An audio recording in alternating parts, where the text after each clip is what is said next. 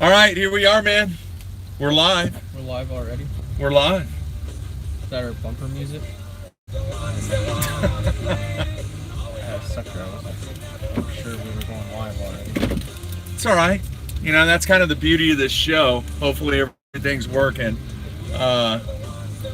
We're just going to talk about whatever we want to talk about. There's a ton of stuff to talk about in the world of bass fishing, and quite honestly, I did the test Monday and it worked. So I don't know if it's going to continue to work, but we'll see. We got the instant feedback cranked up, and then we also have a phone number that we're going to give out, that if you want to call and talk to us while we're on the road, we'll put you on speakerphone if I can ever get out of here. Now, this will be interesting. I'm not sure I trust your driving anyway. You know, we are hands-free, totally safe. It is mounted at a secure and safe location, so this is not like a hold the phone FaceTime deal that you'd see going down the road. But and you may have to talk a little louder, Matt. All right. All right. Jeffrey sucks at driving, people. That's the that is not true. Is all it boils down to. That is not true. He blames me. He blames it on my age. No. Even in your younger days, do you not remember the Harold Allen story? Which one? When Harold Allen did Wide Open with us, you picked him up at the airport. It was late at night. We were both asleep. And Harold wakes up in a haze and realizes it's the middle of the night. You're driving. We're going to our hotel. And he can't believe that we're in stop-and-go traffic because he hasn't opened his eyes. You remember the story, don't you? Yeah, I remember. Because he hadn't opened his eyes yet. And he opens his eyes, and Mark is on a desolate 3-lane interstate with not a car in sight, and he's going rrr, rrr, with his foot on and off of the gas. I don't know why I did that. I really don't. Because you don't know what cruise control is. That's why. I am getting ready to engage it right now. All right, but we are headed south. We are headed to Mississippi, and we will talk a little bit about that as we progress on this journey to Jackson, Mississippi. But there was a lot of stuff went down in the bass fishing world, Matthew. Probably the biggest news. And I want to do this. If this is working, hopefully it's working, give us an instant feedback on the instant feedback. Say, hey man, it's working. Everything's good. With some people, like everything, it may not work, but all the testing that I did, it did work. All right, the big news over the weekend. On LIV, Mike Iaconelli said that he is not going to fish the rescheduled Bassmaster Elite Series on the Sabine River because there is a conflict with the television project that he is working on. What do you think about that, Matthew? I'm sure that contracts come into play here. Do you not? I'm sure there's a contract, but I think the bigger thing is, obviously with it being a huge, he called it a life-changing moment, and I happen to know what it is, and yes, it is a life-changing situation for him. Tough decision, but here's the deal. When you're paying an enormous amount of money for a production crew, travel, this is not like he's shooting a video for the Thursday Night Jackpot. He's actually traveling outside of the United States to do this, and you just can't switch things up on the fly with everything that's taking place from a big, huge network television production. So I get it. We actually discussed it over the last 2 days when I was at Lake Tenkiller with me and Ed Barton. And he did Ed brought up the comment that Brandon Polinick did qualify or qualify for the Classic and actually obviously won the Angler of the Year and had a sub 100 finish. This is what I don't know, and I didn't have time to check it out. If he misses an event, does he get 0 points, or does he get the amount of points that the last person finished? And I didn't even look it up. 1 or 0 points that he gets. And Kevin Short did miss an event. Remember when the tornado went through in Arkansas? Yeah. And he did make the Bassmaster Classic that year as well. Here's the other thing. I need to look it up. What did Mike finish at the first event? Had a decent turn. Did he get a check? I don't know. I can't look it up. That's all right. I was going to look that up, but I think... Yeah, he got a check. I think if he misses that event and makes the Bassmaster Classic, dude, that would be freaking awesome. Yeah, and if you look at the ways that he has made it, with winning the final Open of the year 2 years ago, was that on Lake St. Clair?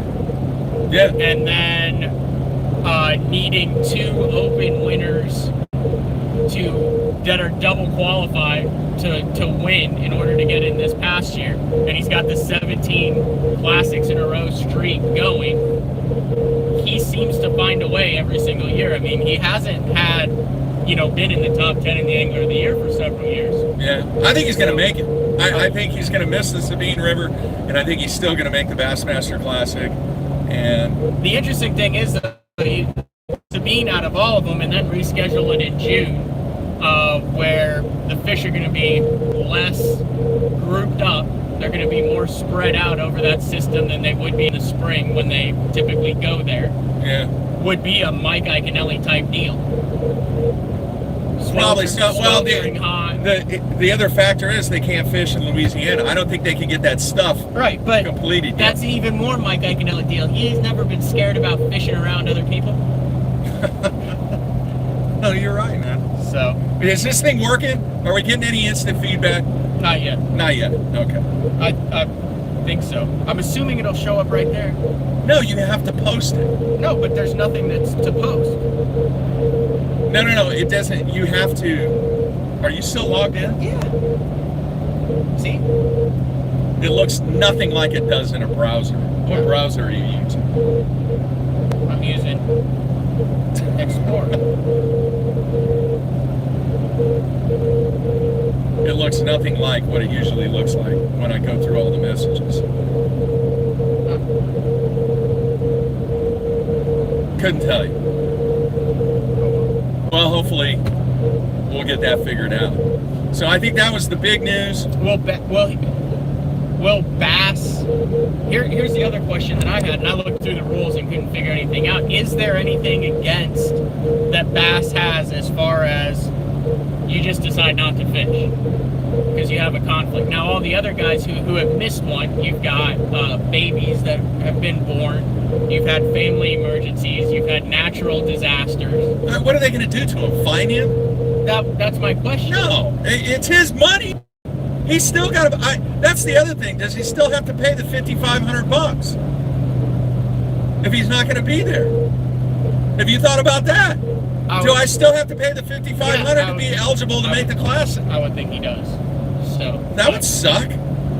Anyway, very interesting. That's the first time I've heard of that, of someone who just... Now, I understand it was rescheduled, but I went back and I was trying to think and looking back through our archives, and I've guys who have stopped in the middle of the season, but not just guys who have just decided... Glenn Brown did not fish the first tour event this year on the FLW Tour. Well, he was dealing with some serious health issues. So I got a medical red shirt. So, well, just for that event. And then he came back and had a top 10 in the next event. So he had, potentially had the possibility of making the Forest Wood Cup with missing one. And here was a deal from Mike Live. He talked about this. He also mentioned that he wasn't mad at Bass for rescheduling it or doing it or anything like that, but he was upset that there was no consulting or no discussion that had taken place in the advisory committee, and he was very opinionated that there should be a voice when things like this take place. I have talked to a zillion people, dude. I'm telling you, it would have just been better for all parties involved if they just would have rolled it over to next year, because so many people have stuff scheduled, and I think there was even the possibility of Matt Lee's wedding falling on top of a potential rescheduled date. We have a cruise control issue. Yeah, it's not working for some reason. That's because you keep pumping the gas. No, it doesn't work when you hit the brake. I haven't hit the brake. Oh. Anyway. So why not just roll the thing over? The only thing that I could get is they had contracts and a monetary commitment in place that they either they couldn't get out of, or the city of Orange, Texas said, nope, we don't want it rolled over to the next year. By gosh, you're going to have it this year. Get a date, get it rescheduled, let things happen. But as you and I both know, Matthew, so many of these guys have stuff scheduled around the Elite Series event, life events, business events. You know, maybe you should take that into consideration. Is that the first? That's the first Elite Series event that's ever been canceled like that. Is that not correct? Not just a day, the entire event. Postponed. Now they moved it. You remember it was at the Arkansas River and they moved it to Gibson. Yeah. But that's totally different. But I think that is the first time in the history of the Elite Series that it's ever been postponed and moved to a totally different day. So I don't know. That's kind of what I thought. There you go. What isn't moved is Cumberland.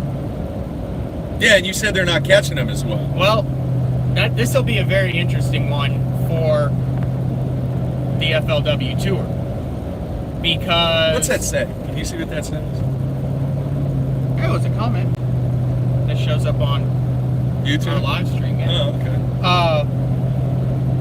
I guess it's working. It's a very interesting tournament at Cumberland, because if you remember last year, they had the 18-inch smallmouth rule, the 15-inch largemouth, 12-inch spotted bass, and Clark Wendling seemingly had it in the bag going into the last day and wasn't able to catch an 18-inch smallmouth, and Scott Martin ended up winning it with right around, I think, 15 pounds a day. This time around, they got some sort of like research study through the state of Kentucky, so they can keep 12-inch largemouth and smallmouth. The lake is up 10 to 12 feet. I've talked to a number of guys who said they're still getting some bites, but that going into it, everyone thought 13, 14 pounds of smallmouth is what everybody would have, because you remember guys were catching 30, 40, 50 fish a day. Yeah. But with the color in the water and that, it'll be interesting to see if, the flipping bite or the smallmouth play more. And then on top of it, massive cold fronts. The new thing now is write something in the frost on the deck of your boat. So massive frost, freezing temperatures, but it's expected to warm up a little bit. Really good article that FLW wrote to kind of preview that I was reading before we went live. And then also on Bass Zone, the Sprague report, Jeff Sprague checked in and talked about it. So he seemed optimistic about it, but a little bit different. And one of the things I didn't realize there were the idle zones. He said you can burn your whole day. If you want to go into COVID stuff, he said 10-minute idle pretty much everywhere you want to go fish. Wow. And you have to make your decision on where you want to run. Massive fishery, big bluff canyon walls. So kind of leads me into one of the things that FLW does is they follow an angler around every single day. Practice, and the first day they picked Jared McMillan, so 22 years old, leading the Angler of the Year race after the first three events, got through Cumberland, got through Lanier, had great stops in Florida, as he should, just being his brother. But I remember you had talked about last week on the show using the archived Bass Live and FLW Live as not a template, but as a game plan. Well, no, it's just part of your scout. It's part of your preparation. Right, but as how you now have availability to go back and watch what other people's game plans were. Yeah. Like you were talking about it with the basketball references, knowing what the No, it was the NFL. Or NFL, yeah. And you had that talk, with the heart monitoring and all that, and all the stats for the teams that they're making public. Yeah. Well, McMillan said that the main way he practiced for Cumberland and for other stops, because he'd only been to 2, was watching archived FLW Live from last year's tour. Really? So I thought that was interesting, because that's exactly what I talked about. Yeah, now I'm sure he was doing that without wasn't like that was a great idea for you. No, I'm telling you, a lot of guys do that. No, but he's got, what, 4 hours of footage, so for 3 days or 2 days, so at least 8 hours of footage. That's like saying coaches don't watch game film of who their opponents are. Yes. Mm-hmm. And then I think there's a deal like an Average Joe deal that Joe Holland did last year from Cumberland that you could go watch that.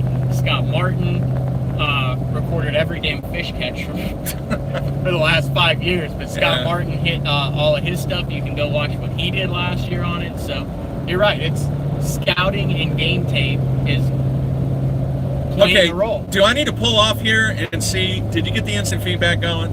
Yeah, it's not. It doesn't show that anyone has posted instant feedback. Okay, I know you're in the wrong menu. What menu do I need to be in? I don't know. You're logged in, right? Yeah, and it says live. I think you're in the wrong version or something. Or here, I'm gonna get off here and we'll take a look at it. Matt and I had an interesting conversation. I'm sure people out there, you don't want any golf talk today, but we're going to talk about whatever we want to talk about, and it is commercial free today because obviously we're not in the production studio, so we're not going to queue up commercials or anything like that. The Masters. I watched a ton of the Masters this weekend, but the conversation that you and I had, Matt, the dude that won, you made a pretty good comparison. What was that comparison? It was a Patrick Reed one, and he's super mellow dude, very, professional, put your head down, go to work, get the job done, and then who finished not very charismatic. Yeah, but good interview, but not flashy. Right. And not like the man in orange pants. Ricky Fowler, who, if you were kind of watching social media and stuff, a lot of people seem to be pulling for Ricky Fowler.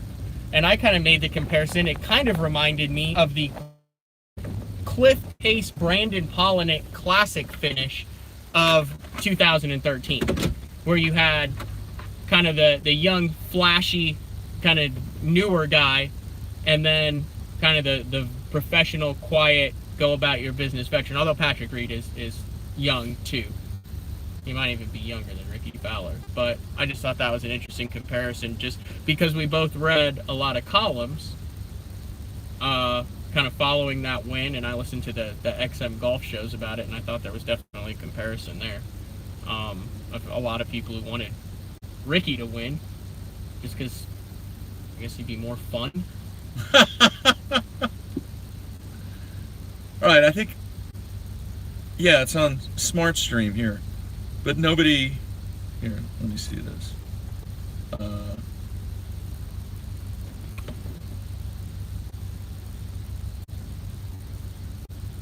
It's showing up on your phone. Is it? Mm-hmm. All right, Like let's Mark see here. just made a comment. Test. Once again, folks, this is, I want to save it.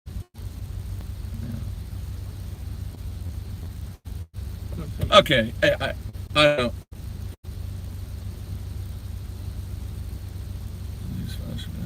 You can just post it right there. Yeah, but it's different than what the studio thing looks like. Like it recognizes that it's a wireless device. All right, no instant feedback. We'll get that figured out next time we do this. So, if you want to talk to us, let's give out that phone number. Do we have that phone number? We do. All right, here's the phone number that you can call, and then we'll put you on speakerphone. And no, I'm not going to hit the dude. All right. And then for somebody that calls in today, I hope Spybait. I haven't heard from the dude named Spybait about his tackle pack. His hefty tackle pack that he got. And I haven't heard anything from him. I don't know if he got it. I don't know if he was happy, sad, mad. Oh, you did send it to him. Oh, yeah. I never heard from him. So the number, if you want to call in, is not toll free. No, it's not toll free. FYI. Sorry. Yeah. But everybody in America pretty much has an unlimited calling program or plan now, Yeah. either on their wireless network or their landline. So give out the number, give us a call, let us know if this is functioning properly or if it 405. sucks. Wait, one more time. Sorry. Sorry. 405 253 5543. All right, and I need to clarify this. No, it is not Matthew's cell phone number. So 405. all the crazies out there that want to get a hold of the Grasshopper, this is not his phone number. 405 253 5543. Shockingly, not that many people want to get a hold of anymore. I beg to differ, man. You have groupies. When you show up at the Elite Series, people are always wanting to know where Matthew is. Yeah, that is not true. All right, I did talk to Brent Ayler and also Jason Christie. We're getting fired up for the next one-on-one live that's going to take place on Saturday, April 21st on a lake in Oklahoma. We're not going to announce the lake until next week. Okay. So, but it is a lake that will be very, very good. Obviously, it's not going to be Grand Lake, but really looking forward to that. A lot of people are saying, yeah, the HFA, Christie, Ayler's not going to have a chance. Not true this time of the year. Not true. It's been a long time since Jason has been on this particular body of water that we are going to conduct our one-on-one live contest. And then the other thing that we're going to announce on this road trip is after that, we will be doing a special one-on-one live once again in Oklahoma between two guys, very charismatic. And Matthew, we are going to find out if the HFA truly is going to play out in the month of May, because we're going to feature Jeff Crete and Mike McClellan live one-on-one on Mr. Crete's home body of water, of which we will go by here as we cross the Oklahoma state line. We're talking about Lake Murray in May. Crete has fished it since he was coming out of the womb.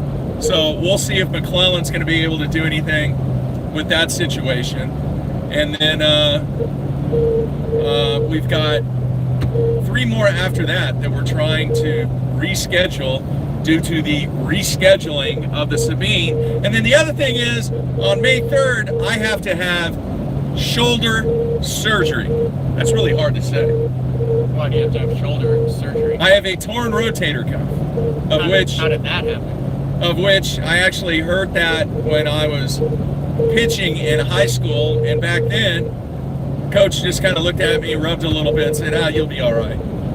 So I took like 2 weeks off, and then went and played first base. So this has been bothering you for 3 years? No. So then what happened is I was out probably a month and a half ago throwing the football with the kid, and I went back inside after playing catch for about an hour, and I thought my freaking arm was going to fall off. I was in major pain, and then 2 days later, I was reaching in the back of the truck trying to get equipment out, and I dropped to the floor like that. Dropped down in pain. So I went and got an MRI, and dude, I got massive quantities of scar tissue. The joint's all messed up. I can't even raise my arm to backhand you. So, surgery on May 3rd. And I'm actually trying to, I'm really good friends with the orthopedic surgeon. I coached this kid in basketball a number of years. I'm trying to get him to live stream it. That'll be very interesting. No, it wouldn't. But I think it'd be cool to be able to live stream the surgery. Have you ever seen any of those documentaries where they actually show medical procedures inside Yes. the operating room? Are you not intrigued by that? No. Not at all. You don't like blood. You don't like. I mean, I'm not like a guy who throws up when he sees it or can't handle it, but I'm not a big time. Yeah, just getting blood. Cutting things open and seeing it. Like, so I'm not a hunter. I don't have anything against hunting. I'm all about it. I'll try anything. Yeah. You bring me a fresh possum and I'll try it. You'll eat possum? If it's fresh, I'll try. I like disgusting. trying stuff. Oh, I got some kangaroo jerky that I need to bring into the studio. I'll pass on that. But I've never like dressed a warm-blooded animal. Just fish. Neither have I. Filleted fish. So I'm just not used to seeing that stuff. All right, the cruise is working. Dave's saying we're working on YouTube, but not on the website. Really? Yeah. That's funny because I tested that out and it worked. Oh well. Well, have to watch on YouTube then. I'll look into that. Here's the deal. We have got to get. I think what's wrong is they will not let me embed that code. I thought it was fixed. I think until I get 1,000 subscribers. We've only had this YouTube thing for 2-3 months now. So if you haven't subscribed to us, help us get to 1,000 subscribers. So we're getting a Skype audio. Do what? We have a Skype audio. All right, let's see.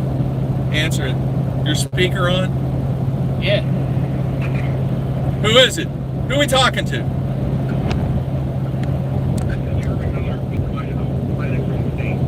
Jeremy from Idaho. What's going on, man? Oh, we're good. I got a 9-hour road trip with Jeffries. So, It's 6.5. It's not 9 hours. Do you not have volume on that thing? Yeah, That's as it's high on it goes? high. I'm sorry my phone is not up to your standard. Okay. Keep going. What's up, man?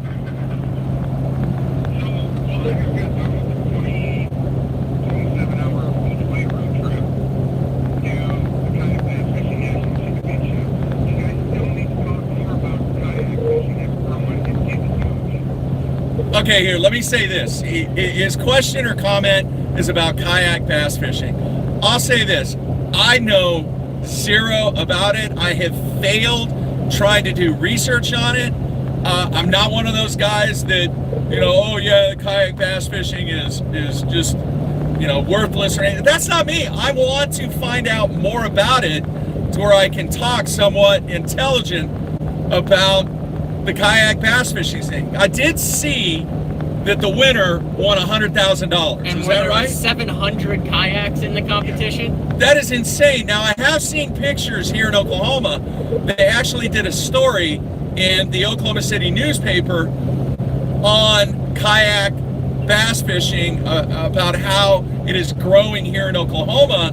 Specifically, we have so many little small lakes and ponds, and it is a very, very affordable way for somebody to get out, get in the environment, get on obviously these smaller lakes and ponds, to where the bank angler cannot get to, obviously, some of the places on these bodies of water where you could in a kayak. So it's not that we don't want to talk about it, it's just I'm stupid and I don't know anything about it. I gotta learn. Well, that's the same thing as boat fishing. The only difference is instead of using, instead of going off the waist, they go off the lake. So, I mean, we can care less if a fish is 10 pounds. If it's 24 inches, that's the big deal right there. If it's 24 inches and weighs 5 pounds and has that monster on head, we don't care too much. So obviously it's catch and release, right? Yeah, have you not seen they have the boards? They have the boards, and then you have like a certified, you take a photo of the length, and then it's your total length is what deems a champion, right? Exactly. Yeah, your best 5 fish typically. Some tournaments get best 3 fish. But you go best 5 fish and overall length wins. So it's great this time of year for spawning fish because you can catch them, you can take a picture, you can let them go, and they can go right back to their beds. So you're not getting any losses on your spawn each year, different things like that.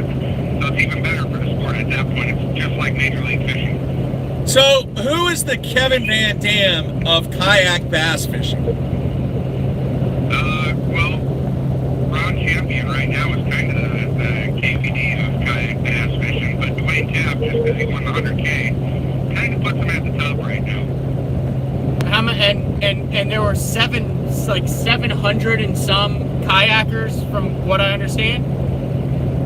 754. Do you all take out from the same spot? No, so we had basically because we're on Kentucky Lake, so you go all the way down to I believe it's the I-40 bridge down south, down past New Johnsonville, all the way up to the dam, and then you can also fish Lake Barkley. So it's basically, for lack of a better term, a trailer event, to where do you just start at a specific time and stop at a specific time? Yep, and you had to be back to check-in by a certain time. So if you were further than your actual lines out time, then you had to leave earlier than that. Huh. To get back to check-in, which was in Paris, Tennessee. Well, we'll try to get the winner of that. We actually got an email about getting the winner of that 100K on. Yeah. I'd like to talk to the dude. Yeah, it's a growing sport. It's getting big, and next year is going to be big as well for the National Championship, and they're moving it each year starting for 2019. So it's going to be big. So Okay, so totally rigged out kayaks can range from what, $2,000 all the way up to what, $8,000? yeah, 6,000 to 8,000 depending on what you put on there. I mean, for example, you put a HDS 9 on there, and you've got $3,700 into a good kayak, plus all your tackle, all your additional gear, things like that. Yeah, you can easily get to that, $8,000 mark pretty quickly. No motors. No motor. Well, I mean, if say you have throw they. a motor on there. I mean, you could put a torpedo on there, which that's about $2,000 more. So you could potentially be in your kayak $10,000. Okay, here's my question then. I would assume that if you're fishing in the national championship for $100,000, and I know you can put in wherever you want on the ramp, but there might be a substantial amount of paddling or pedaling or rowing or however you want to propel your vessel. You've got to be kind of trained for one of these tournaments, don't you? You have to be, what was that? You have to kind of train. I mean, you got to be in good shape. Yeah. It gets windy on Kentucky Lake. You're obviously not going to fish next to the ramp with that type of money on the line. I mean, are there kayak training machines? I don't think there are. Usually it's just get out and fish. Especially pedaling. You got two different pedal drives, basically a bicycle style, or back and forth like the Hovies. So, you've got both types there. So your body kind of gets used to it anyway. And on a good day you can do 12 to 15 miles or more. So you can get out there. I was fishing Main Lake this year. You can get out there on the Main Lake and be in 4-foot rollers, and you just got to keep up with them. Do you guys do flags and stuff? Are you ever worried about getting run over? Yeah, absolutely. You've got your safety stuff, so between your PFD and typically a flag, you're fairly visible. Some boats get a little close because, they don't like kayakers that much, but, that's just part of it, and you always have to keep your head on a swivel. Like playing hockey. You got to watch out for that big defenseman coming in on you. Yeah, catch you in the neutral zone. So is there a FLW Tour or a Bassmaster Elite Series for kayakers? For kayak fishing? Like a professional kayak tour. I think you'll see it here in about 2 to 3 years, maybe 4 years. It's coming, it's getting there. There's guys, they've got wrap trucks, wrap kayaks, sponsored. It's just a matter of getting enough paid anglers, just like the Elite Series or the FLW Tour. Those guys have to make money from their sponsors, enough to cover stuff. to actually see it. So you'll be seeing it soon, I'm sure. I mean, there's two big series that are happening, and it'll work out in the end here. I'm sure very soon. What was the entry fee for the championship? $300. Oh, To win 100K. $300 to win 100,000. And you Wow. have no gas. And you don't have to worry about towing your Better vehicle. than the lottery. You don't have to worry about towing your vehicle or your boat. Yeah, I mean, we took, there was 13 of us that came from Idaho, but we all drove, a lot of us drove separate and stuff like that. But there were some of us, I mean, we threw 3 boats on a trailer, and 3 of us went in the truck and headed out. You know, you're there and back in under $1,000 by the time you pay for everything. Now, you're in Idaho, so you probably don't have much stuff in and around and under the water that can kill you. I'm talking like spiders, snakes, things that crawl into the boat. But, I mean, doesn't stuff try to get in there? That's what I would be nervous about. I've got a float tube, and I cannot use it because my legs are dangling in the water, and I just have horrible thoughts the entire time I'm trying to use it. Well, I mean, some of our northern lakes have pike and muskie. Even some of our southern lakes do too. But I mean, they're not gonna kill you. They're not gonna bother you. The only thing really is spiders, which, you know, I mean, that's only gonna come. But you've never had a snake try to get up because you're water level, dude. I'd be worried about the snakes will come to the boat and you have to hit them with your rod to keep them from climbing on the boat. Well, if you're in a kayak, you're there. I mean, you can't really run around the back deck. Yeah, I've never personally had one try and like climb up onto my kayak or anything like that. But I mean, they could. They absolutely could. I mean, there's guys that have had to fight off alligators. I mean, that's down south. You know, I mean, it's kind of a risk with everything, I would assume. So, I mean, that's kind of part of it. But you can usually move fast enough to get away. I'll work on that then. After Grand Lake, after the Elite Series event. After Kentucky. After Kentucky Lake, we'll get the, it'll be good timing too. Maybe we can have him on right before, because he won on Kentucky. Yeah. Well, we'll try to get the winner, the 100K winner on, to talk more logistics. Was he on, Ike? No. Yeah. I don't think so. I think he might have been. I don't know. Like LIV yet? No, I'm sure it will be. I know Ike's really into the whole kayak thing, and I know the lake that's right behind. Yeah, the lake that's right behind. You're one-on-one live. One-on-one live kayak. I don't know how you do that because you get Randy Howell and Ike out there. That'd be a good. You're in the boat with the camera. All right. You don't. To a kayak would be some good comedy. I mean, 6'4", 230 pounds. I can't see that happening. But they're big. They're pretty stable. I'm 6'1", 300 pounds. I mean, I'm not the tallest guy in the world. We're on champions. You know, he's I think 6'4", 6'5", and he's about 275. Wow. What you will find out is that Mark will always have a reason why he will not go fishing.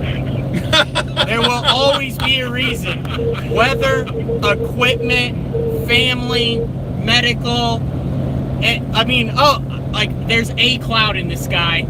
Lightning. That's not true. You can always find a reason That's not to go, true. Mark. That is not true. We'll get into what took place the past 2 days here shortly. All right, man. Hey, thanks for calling, and I will make a commitment to learn more about what's going on in the whole kayak bass fishing world. Yeah, man. Email me your contact info, and I'll hook you up with something.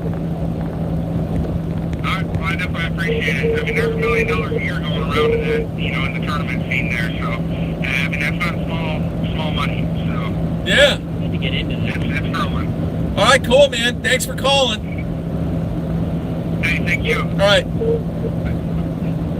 Yeah, I'm just oblivious to what's going on. Jeremy was part of the dialed in. He called in to talk Oh, he did? Called in to talk about the kayaks there. Yeah. All right, we're about 30 minutes into the show, a little over 30 minutes. We're getting ready to go by Jeff Crete, his hometown in Ardmore, going through the Arbuckle Mountains. You and I both, seems to be one of the premier side fishing lakes here in Oklahoma, Arbuckle Lake. We had fish and chips on it one year. But we're also getting ready to go very close to Lake Texoma, of which you participated in the First Nation event of the season. You finished 10th. I did look, you had 13:25. Right. All right. Now, yesterday in the Old Man's Tournament Series, I had 13:29. Individually or team effort? No, dude, I spent more time culling ounces than I did anything else. So don't ask me, oh, how many fish, how many of those 5 were yours, how many were Ed? I didn't ask, I just asked if it was individual or team effort. No, I guarantee I probably had 13:29 by myself. I mean, we caught, at Lake Tenkiller, we caught probably 5 limits, easily. Nice. Sounds fun. 5 or 6 limits. Which is the goal of what you fish, is to have fun. And dude, it was one of the funnest 2 days that I've had since the Riders Conference at Table Rock Lake. Do you remember that? That was about 6 years ago. That was when me and Chip Porsche and I went head to head against you for dinner. Yeah. And you beat us. I spanked you. You didn't spank us, but you beat us throwing a spider grub on rock piles. Yeah. I don't know how I can remember that and can't remember anything else in life. Yeah, that's a good point. But the last 2 days at Tenkiller, and this was pretty funny. I was leaving last night to head back home, and I see a nitro boat and a Dodge pickup truck in front of me. All right, we are back. Something just happened I'd never seen before. Okay, we should be back. I had never seen that before, ever. The camera just shut down because it got too hot. Yeah. So we got it fixed. We should be back now. Anyway, do we need to jump into why we are taking this road trip? Yeah. Can we talk about that for a little bit? Have at it. I am really excited about this next 20 feet deep. We're going to shoot a good portion of it, and then we're going to be shooting some other portions of it next week in Grand Lake. Is that next week? 2 weeks. No, it's next week. Is it next week? Yeah. No, it's 2 weeks. Oh yeah, it's 2 weeks. It's They 2 start weeks. practicing next week. Yeah. No, the Central Open is next week. Yeah, it's like the 20. So it's 2 weeks. Anyway, we're going to get more video there, but Yeah, you're right. what year of the Classic was it this year? 48? Is that correct? 48. So there are 48 Classic champions, of which, Not including doubles. yeah, 40, well, Well, there's a lot less because Van Dam has 4. but there's 48 trophies. There are 48 There Bassmaster are Classic 48 Bassmaster and Classic or trophies. plaques. It was kind of a weird looking plaque. In the beginning. Oh, yeah. Yeah. So there is one particular Bassmaster Classic champion of which something took place in his life that he no longer has the Bassmaster Classic trophy. Now, I've done a lot of research on this, and I am about 99% sure of this, Matthew. But out of all the Classic trophies out there, every single one of the Classic trophies, with the exception of this trophy, is either with the person that won or with a family member. Obviously, if they have passed on, like Rayo Breckenridge or recently Guido. There's none in Hall of Fames or. I don't think so. But here, so the other thing with the Classic trophy is, as of recently, there are some replicas. So there might be some. Well, yeah, because but what the happens, original one that they won is with someone in that family. with the exception of one, Right. and we are on a mission to try and find this trophy and tell the story about the person that won this trophy, but is in no longer has possession of the trophy. This is probably going to be somewhat controversial, because there is some stuff that this person and some other people have agreed to talk about. Mm-hmm. And here's the deal: we may get down there.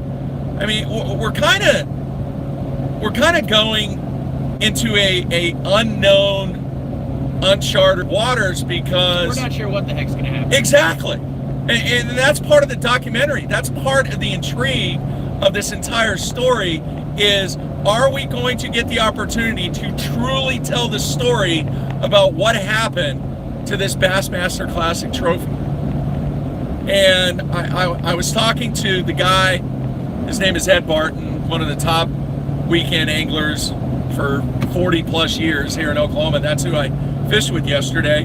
And he was absolutely mesmerized and overwhelmingly intrigued that somebody does not have the Bassmaster Classic trophy.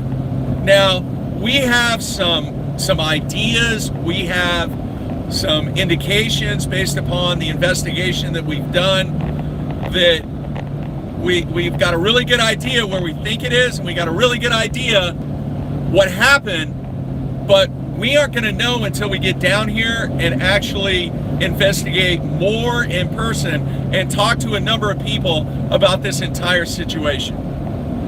And if you don't know who it is, I think if you look at the promo, and we've already talked about it, and actually, Matt, I didn't tell you this, there is a BTL listener who lives in Jackson, Mississippi, and he sent me an email and he said, "Hey man, I know why you're coming down here. If there's anything that you need, you let me know. Would love to go to dinner with you guys. Call me if you need anything. Let me know if there's anything I can do." Cool. So this is our fifth 20 feet deep. It's probably the one that I am most excited about, because it's truly 30 for 30, because this is a crash and burn story. Agree, Matt? I don't know what the story. I mean, I understand the premise of the story and what we think the story is, but who knows where it'll end up. If you've seen, there was a great 30 for 30 on last night that I watched about Ryan Leaf. Have you seen that one? I think it was actually an E60, not a 30 for 30. I have. There's a lot of similarities in Ryan Leaf and this story that we are going to Jackson, Mississippi to tell. But yeah, we're good now. Okay. So I'm intrigued, I'm excited. There is a sense of true investigative journalism that Matt and I are going through. We've done a lot of grunt work on this already, and I think it's going to be the best 20 feet deep that we've done so far. It could be a total flop. Here's the thing, folks. We may get down here, and everything, all the work that we have done to get to this point, we may drive 6.5 hours and get down here, and these people tell us, "Hey, we're not going to talk about it. We're not going to, we're not going to let you progress toward getting the story on the trophy and documenting what happened." But as somebody who loves this game, who is somebody that is truly a fan and somebody that has spent in the business so many years, I just can't imagine getting the pinnacle of this game and not having that trophy. And we're going to find out why. We're going to tell the story why, hopefully. So that's kind of it. A lot of people, especially a lot of the young anglers, they may not even have ever heard of this situation. They may not have heard. I had not up until the first time I did. We started looking at it. Yeah. We talked about it, and we were looking at stuff to try and really tell some compelling stories that have taken place in the game of professional bass fishing. And this was a glaring story that really needed to be told. Now, part of the investigation process that I've went through is, it seems that the guy, the principal, Robert Hamilton Jr., who won the 1992 Bassmaster Classic, it seems, in all the research that I've done and the conversations that I've had with him, that he has gotten his life pointed in the right direction now. And that's part of the story too. Is our choices being made, our decisions being made, are things taking place in Robert Hamilton Jr.'s life at this point, after everything that he has been through, is his life going in the direction to make the remainder of his life a true contribution to himself, to his family, and does he even want to get back into the game? We don't know. Hopefully we're going to be able to tell that story. So I just can't imagine giving up that trophy, dude. It's crazy. Yeah. Crazy. Of course, you'd have to fish to win the trophy. Speaking of fishing, dude. I mentioned. Oh, have you seen that? Yeah. Urban Air Adventure Park. Yeah, you know what that is? That's like the big trend across the U.S. Is it trampolines? It's indoor trampolines and indoor skydiving. Is that something you'd want to do? Skydive? Yeah, I would do it. Jump out of a plane? You want to pay for me to go? No. I don't even think I could do the indoor thing. All right, anyway. Speaking of fishing, I don't like talking about me fishing because me going fishing brings absolutely no value to any of our listeners. It's just something to talk about. Something to talk about twice a year. Exactly. But I experienced something the last 2 days on Lake Tenkiller that Ed and I talked about, and I had not had that feeling. I couldn't remember the last time that I had that feeling. Maybe a trip to Falcon Lake. And you're probably thinking, Tenkiller, Falcon Lake, Tenkiller, Falcon Lake. And here's what I felt. And you probably get this feeling all the time, man. Every single cast or flip that I made yesterday, dude, I made thousands of casts, thousands of flips. Every single one, I thought I was going to catch a giant. That's just how it was. It was such a unique situation being this time of the year, and every bush that we pulled up to, you would think that you were just going to get hammered. Every single, it wasn't, oh yeah, here we go again. You know, not going to get bit, not going to get bit. It was every single cast, every single flip, I thought I was going to get hammered. You got quite a few bites. Yeah. It's fun. I mean, do you ever feel like that? Do you think guys that fish professionally get in that, I don't want to be cliche, but get in that zone where they're so dialed in that every piece of structure or lay down or grass patch. patch? Talk about it all the time. Then we've got the guys come on who talk about when they roll into an area, they may have made a 20-mile run, but if it doesn't feel right or there's something in there that isn't right, they won't even fish. You make one or two casts and if they don't have that feeling, I mean, it was so weird. I really it feel really like was there's weird. a lot of guys who, on the Elite Series, especially guys who are on a roll, who feel like that every single time they're on the water, and when they don't feel like that, that's the abnormality. It was so weird. And I'm not a mental dude. I'm not a mental kind of guy. I just do it because it's fun. Why would you go? It was just so weird. It really was, and that's just not how I roll. That's not my style. You just need to fish more, dude. The more you fish, it was the crazy. more you feel that way. It was crazy. You act like I never fished, dude. I have fished a long time. And you never felt like you no were right. I'm gonna get a bite. No, the deal at Falcon Lake was when I was with Harold and we were throwing that Carolina rig. Right, but I'm talking about every single cast. No, you never got. You're out of control. No, it'd be like, okay, yeah, maybe I might get some off this dock. That seriously is because you have a pessimistic mindset. No, that is exactly why that is. I'm not saying it's a bad thing. It's just some people are eternal optimists and some people are naturally pessimistic, and you are naturally pessimistic. But see, have you not pulled up on a boat dock thinking, man, I'm gonna get I'm going to get absolutely obliterated off the back of this dock.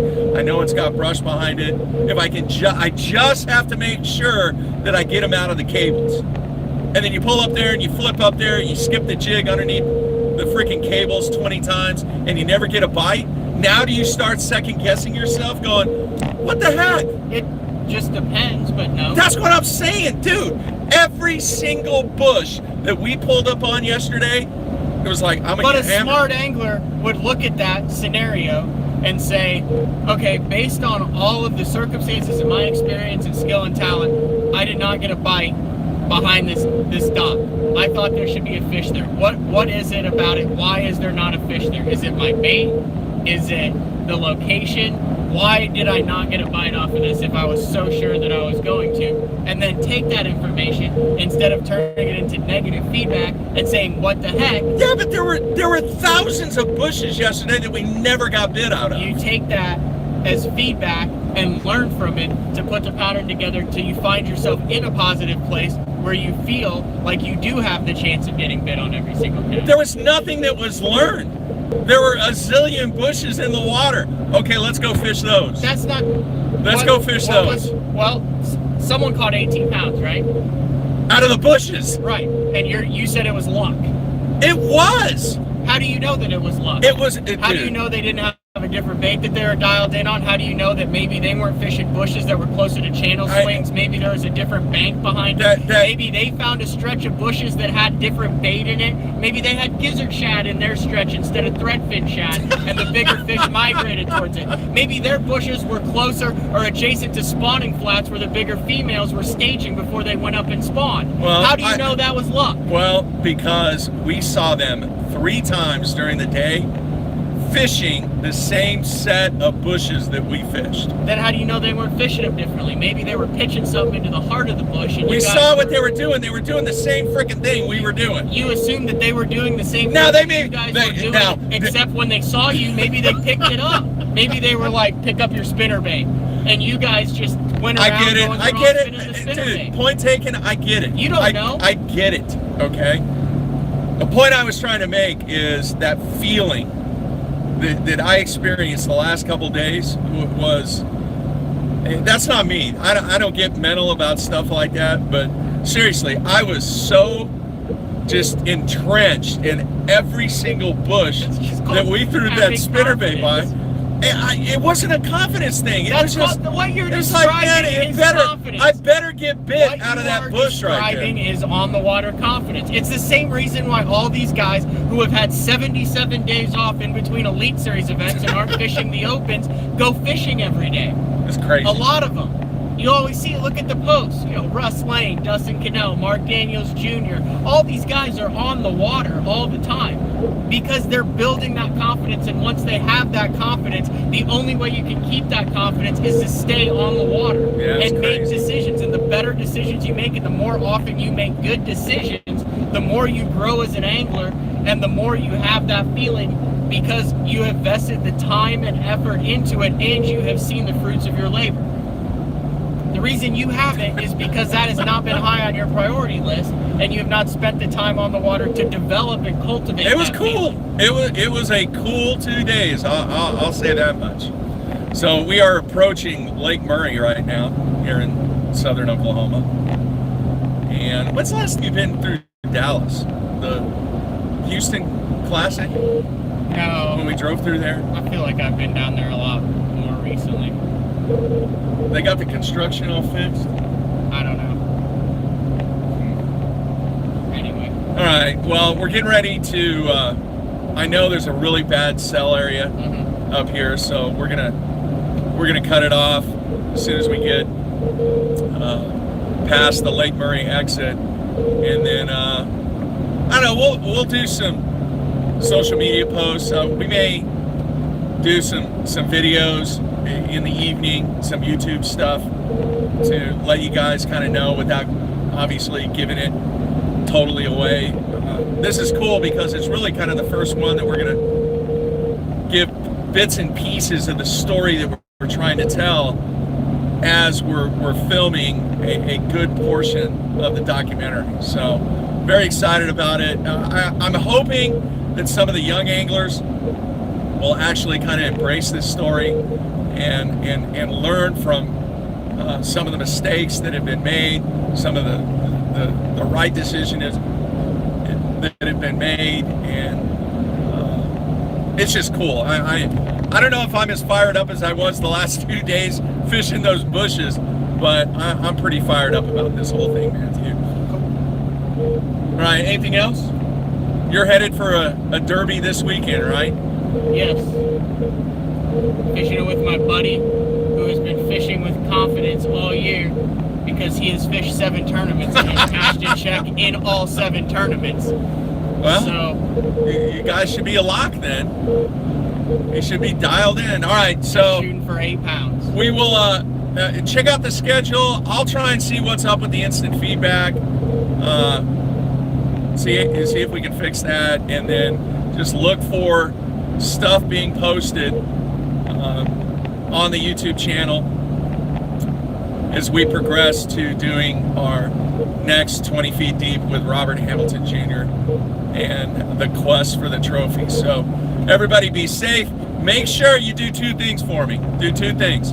Subscribe to us on YouTube, and then if you listen to us on iTunes, make sure if you haven't, go in, do a review, give us a rating, hopefully 5 stars, and then Matt and I will check back in over the next 3 days that we're shooting this video. So everybody be safe. We will talk to you soon. All right, Matthew? Yep. All right.